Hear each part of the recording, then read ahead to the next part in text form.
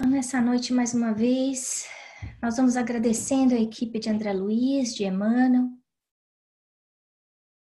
que nos recebem com tanto carinho, que já vem cuidando de nós há horas, da nossa família, que já vem estar na nossa casa conosco, preparar o ambiente do nosso estudo. Vamos nos ligando aos nossos anjos da guarda, pedindo auxílio e proteção, para que nós possamos, Senhor, nessa noite, mais uma vez, aprender um pouco mais da vida no plano espiritual. Que nós saibamos aproveitar essa oportunidade, essa bênção que nós temos nas nossas mãos, de estudar Jesus. Assim como essa oportunidade de estarmos aqui encarnados e aplicarmos esses ensinamentos no nosso próprio bem. Protege os nossos lares, envolve todas as famílias que normalmente fazem parte desse estudo, mas que infelizmente não puderam comparecer hoje, para que também possam, assim como nós, receber essas bênçãos de luz, de paz e de amor. Amém. Esse capítulo 12, eu comecei a preparar a aula e eu fiquei pensando no título, né, Estudando Sempre. A gente já viu o André Luiz mostrar para nós, muitas vezes, que toda vez que ele fica trabalhando com um mentor para descobrir um pouco mais do que aconteceu na vida dos espíritos, ele não faz isso ao acaso, não é por curiosidade. E ele agora, mais maduro, mais consciente das suas qualidades e dos seus defeitos, ele inclusive fala, bom, eu não sou mais aquele André Luiz que ficava perguntando simplesmente por mera curiosidade. Ele entende que isso da gente ter conhecimento, da gente ter informação, significa responsabilidade. Que a gente não deve fazer isso em vão. Que todas as perguntas que são feitas pelos mentores, elas têm uma razão de ser. E não, essa razão é de como ajudar, e não simplesmente para saber do conteúdo, né? Bom, o capítulo chama Estudando Sempre. E a primeira coisa que eu pensei foi, e quais foram as lições desse capítulo? É um capítulo que aparentemente parecia simples, né? Eles aí retornando à Terra depois da visita ao Lar da Bênção e entregando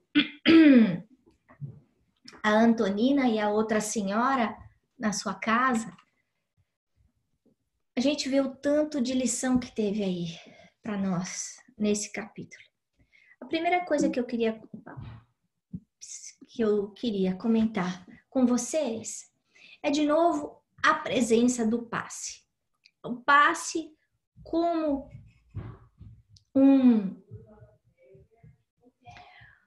uma forma de transmitir energia. No caso do André Luiz, dos livros que o André Luiz ditou para o Chico, a gente viu o passe no plano espiritual fazer várias coisas diferentes. Então vamos relembrar um pouco. Primeiro ele fala que esses passes são dados nos centros corticais. E eu quis mostrar para vocês onde é que estão esses centros corticais. Os centros corticais estão aqui, no topo da cabeça, e aqui atrás, perto do cerebelo. E eles são responsáveis por todas as funções do corpo físico. Até para quem aí que vai estar fazendo um curso de passe, a gente vê que existe a imposição de mão tanto aqui quanto aqui, justamente por isso, que é nesse equilíbrio dos centros corticais. E é isso que Clarencio está fazendo.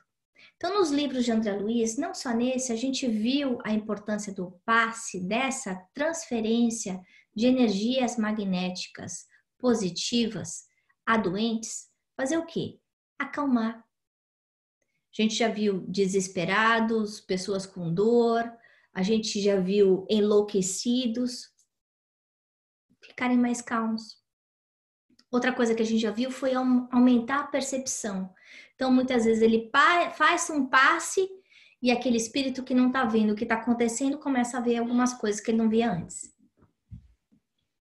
A outra coisa que a gente já viu foi vitalizar ou desvitalizar, tanto encarnados como os desencarnados.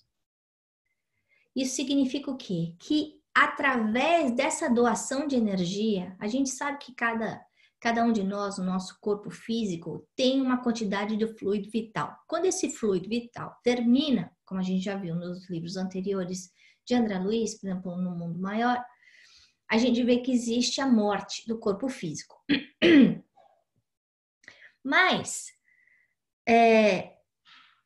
através do passe, eles conseguem aumentar essa quantidade de fluido vital no corpo físico.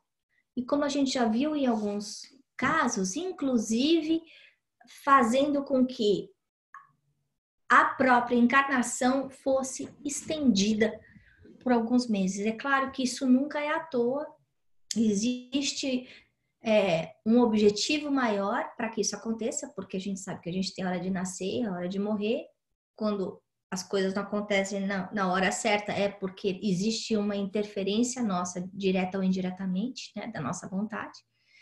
Mas a gente vê que está ainda na mão de Deus, mesmo que uma pessoa tenha feito tudo certo, que ela está aí para encerrar a vida na Terra, sei lá, no mês de março.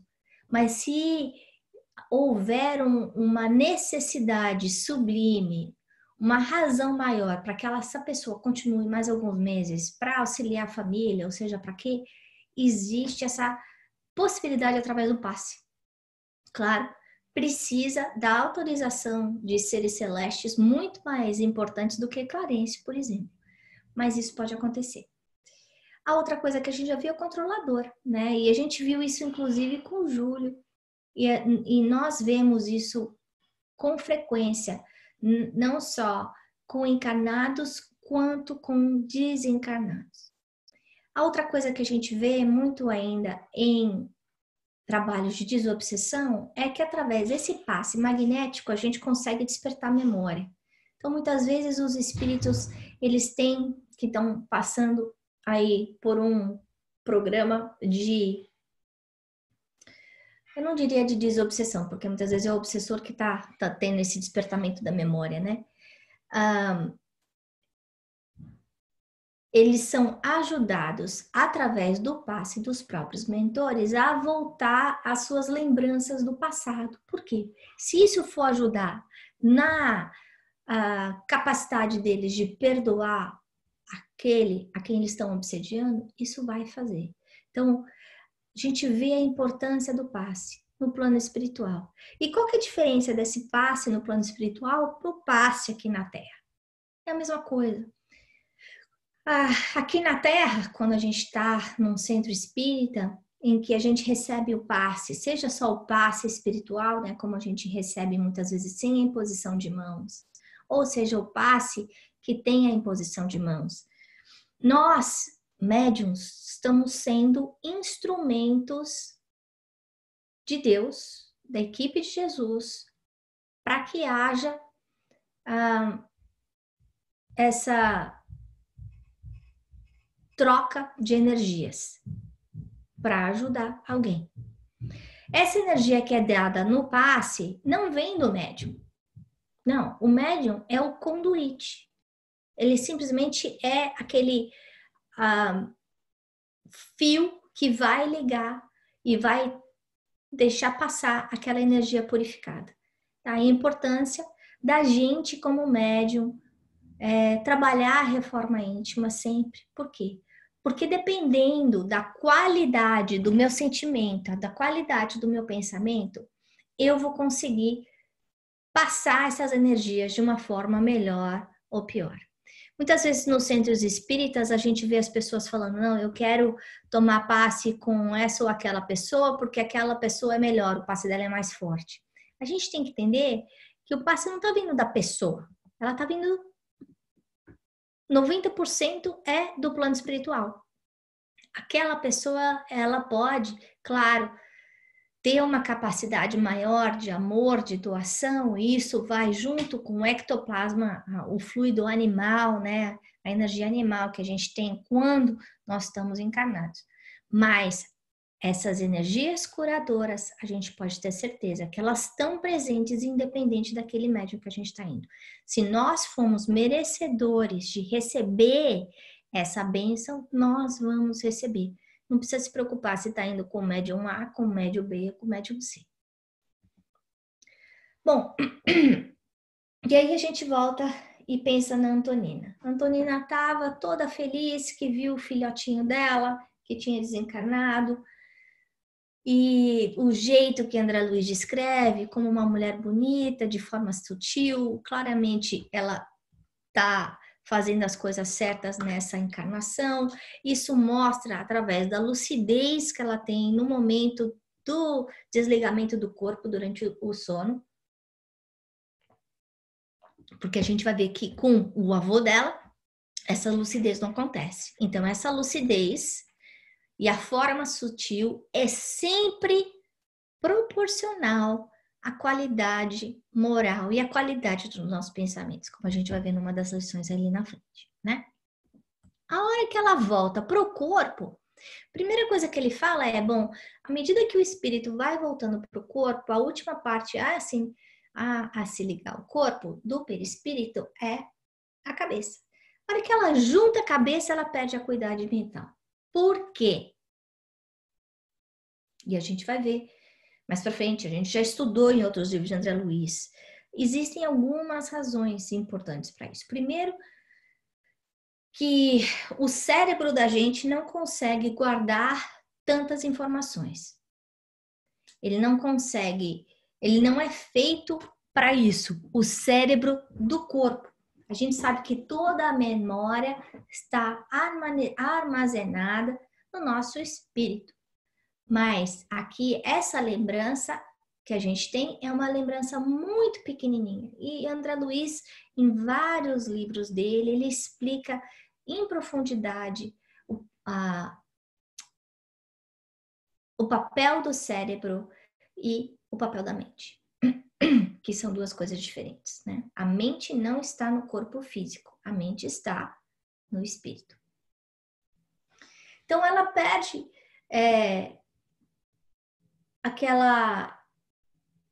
ela não consegue se lembrar de tudo que aconteceu durante a viagem dela. E outra coisa que a gente tem que pensar é que todas as experiências que ela viveu, pela vibração, elas tinham uma forma de onda muito mais sutil do que do corpo da gente. A própria forma que a gente tem aqui, como o corpo da gente é pesado,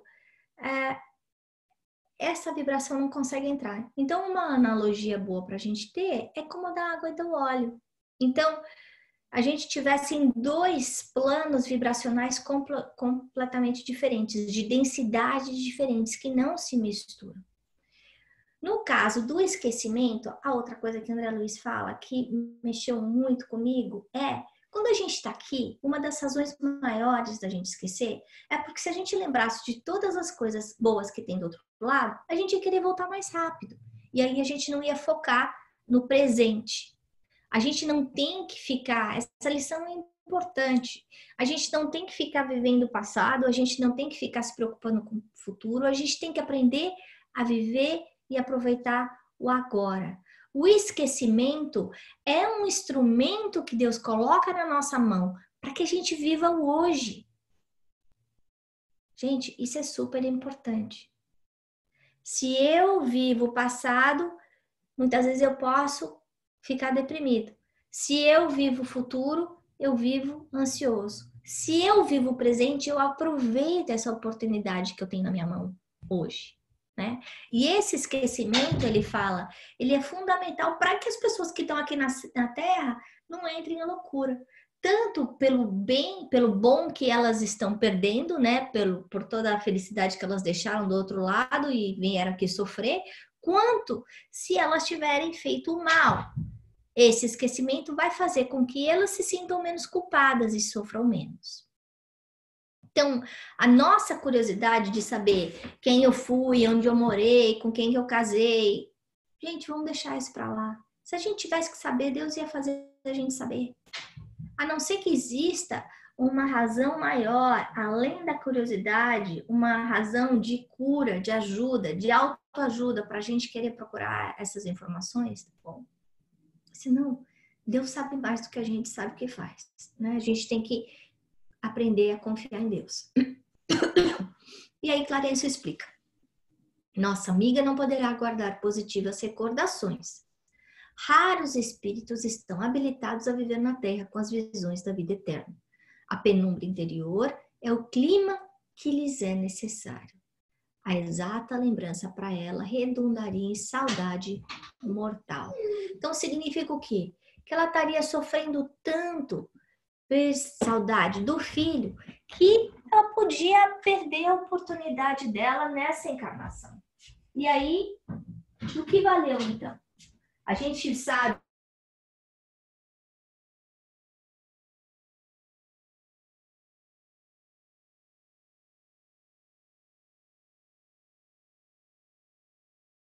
esse amor entre os dois nessa encarnação existe, já que ela é uma boa mãe.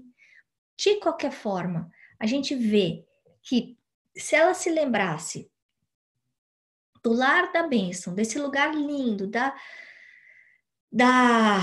amabilidade, da possibilidade de estar junto com ele, estudando, aprendendo, é muito mais agradável do que ter que ficar na Terra numa situação de tanto sofrimento como a que ela tem. Apesar que a gente vai ver que ela volta e a primeira coisa que ela faz é o quê? Procurar os filhos e cuidar dos filhos.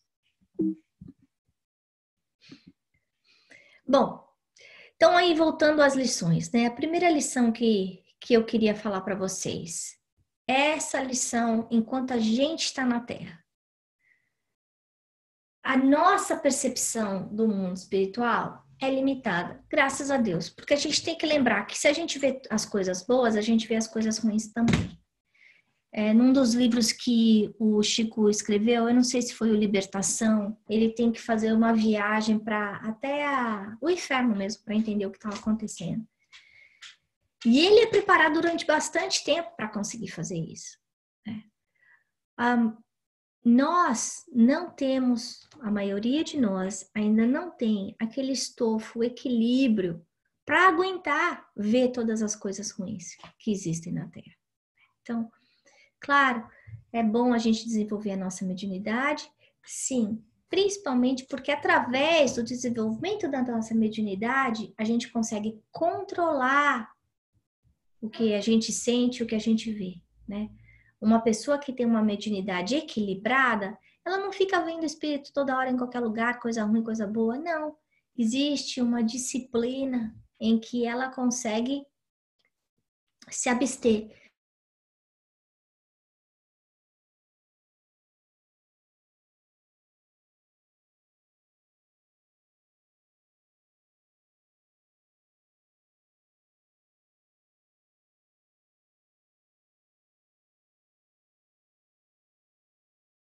Eu vou casar com fulano, ou eu vou mudar de país, ou será que eu vou conseguir ter o emprego dos meus sonhos? Não, não é esse o ponto.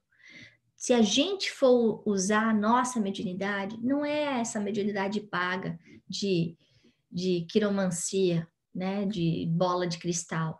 O médium é aquele que dá aquilo que não é seu, porque a gente já viu anteriormente que tudo que está sendo doado não é nosso, inclusive a palavra, com o objetivo de dar consolo e esperança para as pessoas que vêm buscar ajuda, gratuitamente.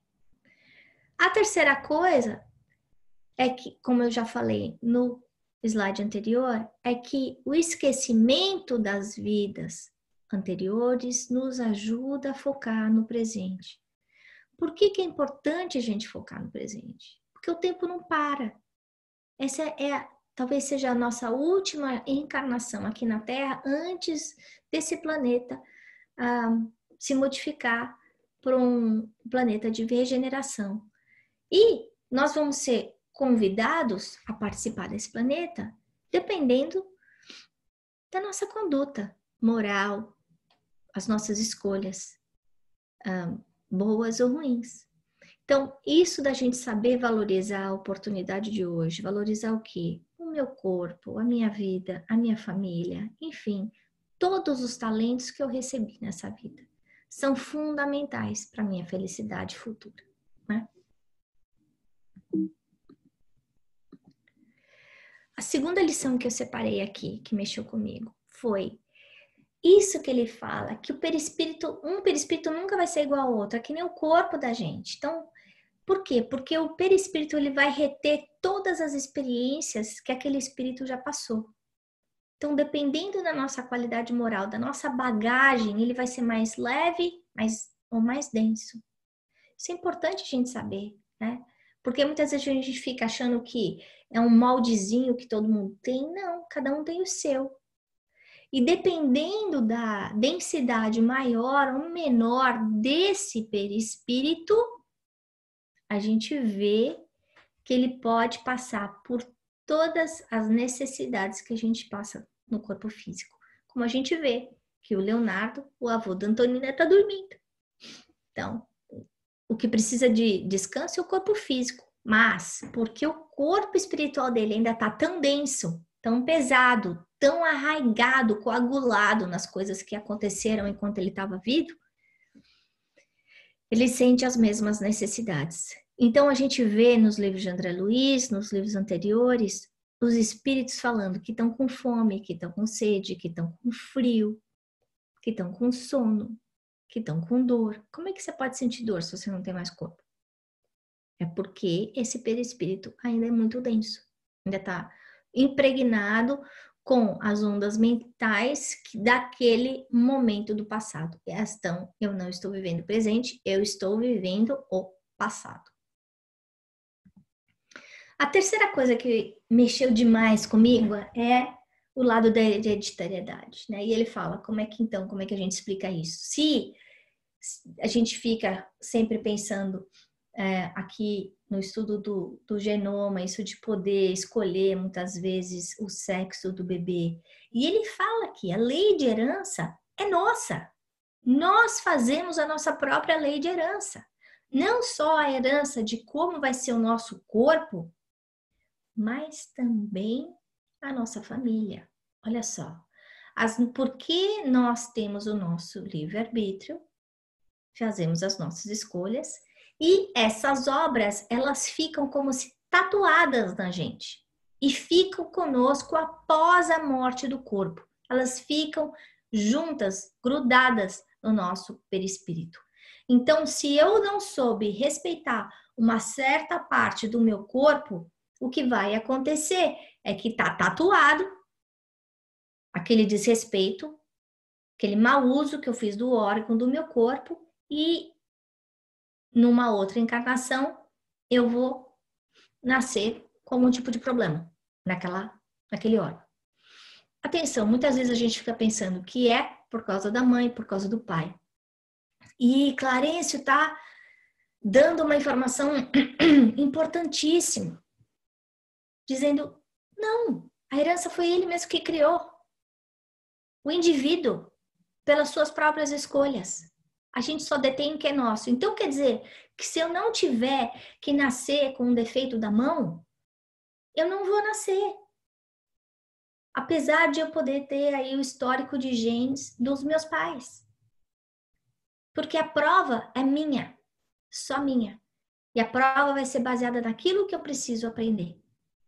A outra coisa que é importante que ele fala da ligação familiar, né, que também é definida pelo nosso livre-arbítrio. E como vocês já devem ter lido os outros capítulos do livro, a gente vai ver como é entranhado esse negócio de ligação familiar, né? E esse reencontro que acontece entre pais e filhos, entre netos e avós. E que ele fala, a família é sempre aquilo que nós buscamos. Aí você pensa, puxa vida, mas como é que eu posso ter buscado esse pai e essa mãe que não soube me amar? O que ele está falando não é o que eu quero, é o que eu busquei. As minhas escolhas de passado. O que eu busquei através das minhas escolhas foi desrespeito, desamor. Eu não soube honrar os meus pais. Então, nessa vida agora, eu vou colher aquilo que eu escolhi no passado. E isso é importante porque tira aquela essência da culpa do outro. Não, e faz com que eu mesmo reflita nas minhas escolhas, nas minhas ações, do que eu quero, do que eu sou, do que é verdade. Para que eu saiba viver a lei do amor de uma forma diferente, né? E aí ele fala da libertação do sofrimento. Qual é a saída? Qual é a receita? Como é que eu saio dessa dor? Talvez não seja essa semana, esse mês, esse ano, essa vida. Mas o segredo é trabalho, serviço no bem, renovação mental. Lembrando de novo, ajudando os outros, a gente é ajudado. E ele fala isso, se esse moço, se o Leonardo tivesse trabalhado no serviço do bem, por exemplo, lá na Mansão da Paz,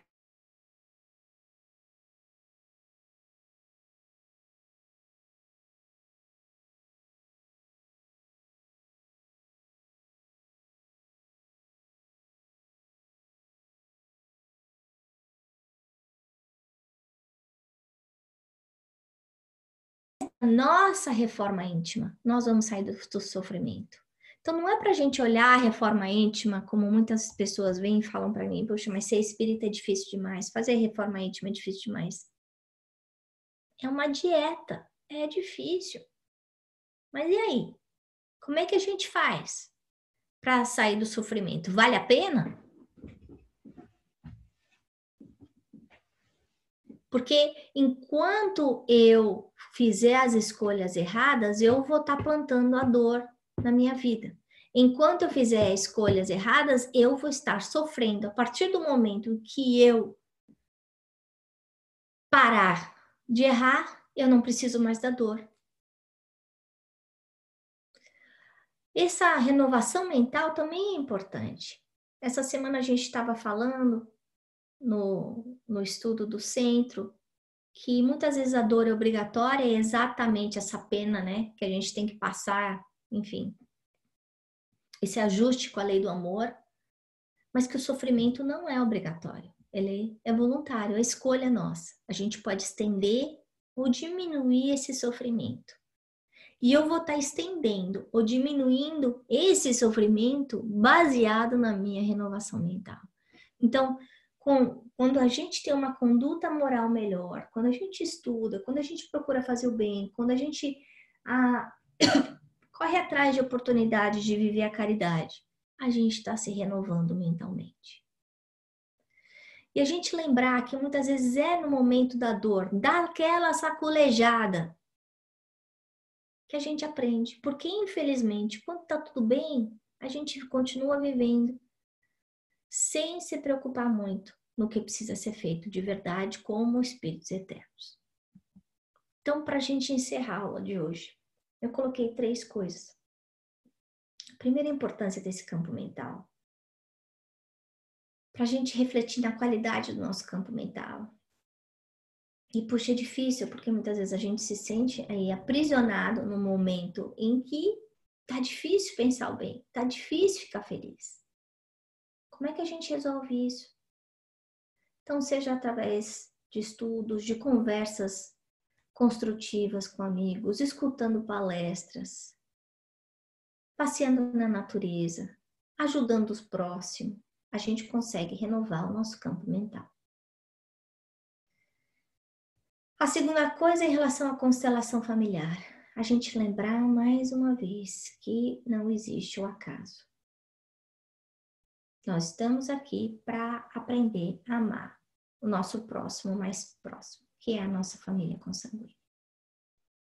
E a terceira coisa é a dor, o sofrimento e a libertação. E a resposta disso é: ajuda-te e o céu te ajudará. À medida em que eu trabalhar na minha reforma íntima, seguir o primeiro mandamento, que é amar a Deus acima de todas as coisas, ser o próximo como a mim mesmo, eu vou estar sendo ajudada. Bom, era isso que eu tinha para falar para vocês, e agora eu vou abrir para pergunta. Alguém quer comentar? Tirei todo mundo do mute.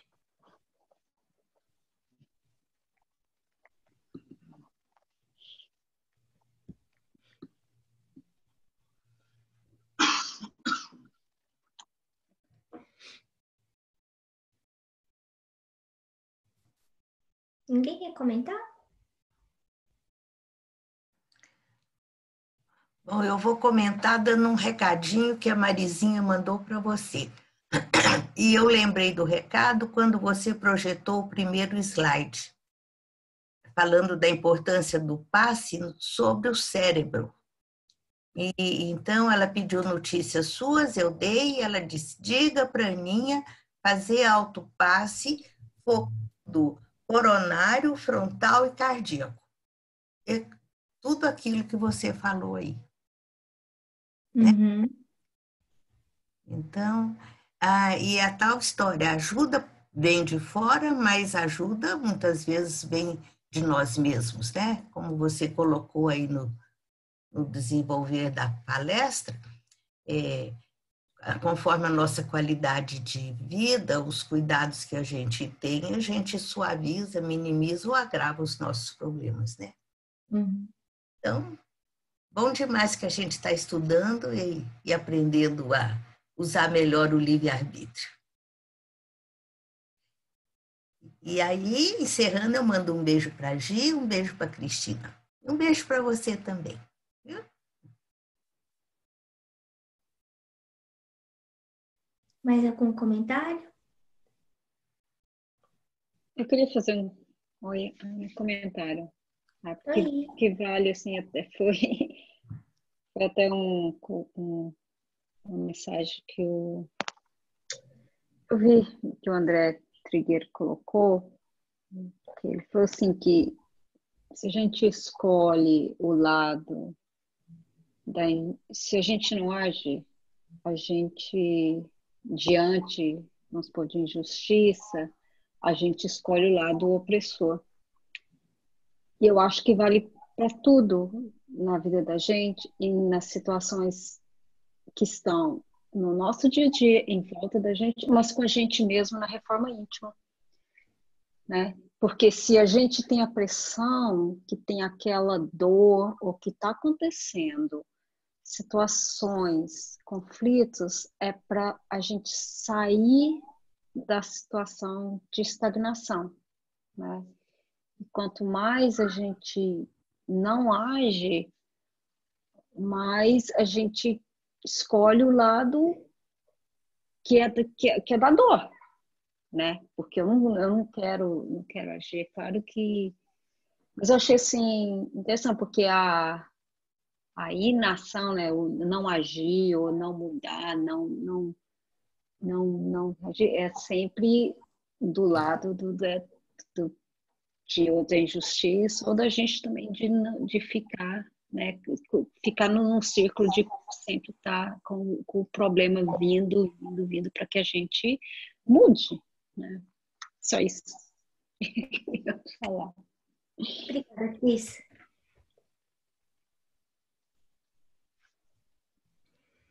Mais algum comentário antes da gente encerrar?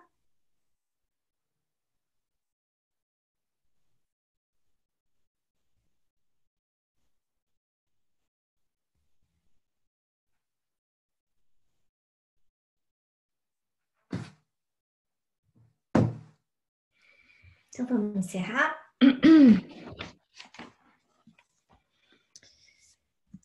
Agradecendo a Jesus mais uma vez, a equipe de André Luiz, de Emmanuel, pelo estudo dessa noite, pelo trabalho contínuo, pela ajuda que nós recebemos, Senhor. Nós sabemos que eles não desistem da gente. A gente perde a disciplina, falta na aula, não ouve a gravação, não lê o livro direito, mas eles continuam aí do nosso lado.